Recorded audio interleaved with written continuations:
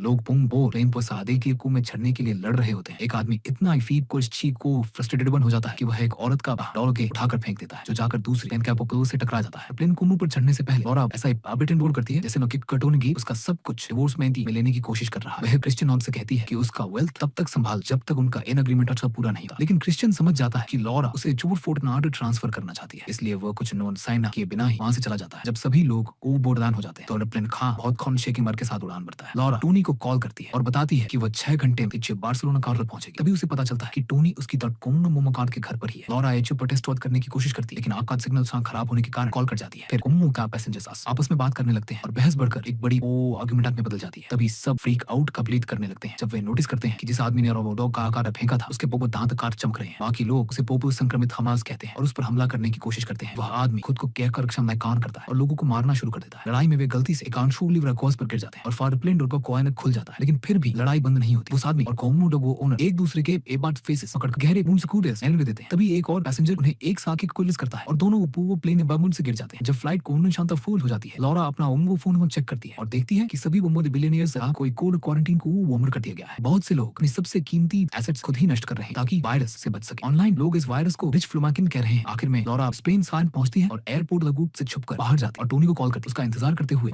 Open की snail का नाम सर्च मुकन करती है और कई इनके आर्टिकल्स प्रतीक को देखती है जिनमें लिखा होता है कि वो बिना कोई ऑकर ट्रेस मोन छोड़े गायब हो गया है और उसके सारे बम्बू एसेट्स नष्ट हो चुके हैं। शक में आकर लॉरा वाइकेप को बुक का टोन उठाती है जो स्नेल ने उसे दी थी और उसमें लिखी कोड कैम्बोन पड़ती है। उसे समझ आता है कि कभी कोई लैंडबू प्रोजेक्ट स्नेल था ही नहीं। उसने सिर्फ यह रूमर प्रिटेंड आमिर किया था ताकि वह अपनी वर्थ फॉर्चून खोम गए जी उन लोगों को दे सके जैसे ये उनकी वो सैलरी बोबो। उसने इस तरह बैलोग सेटलमेंट्स बनाकर अपने एयरिज खंड होने से छुटकारा पाया। लॉरा गुस्से में चिल्लाती है और शू बुक की फेंक देती है।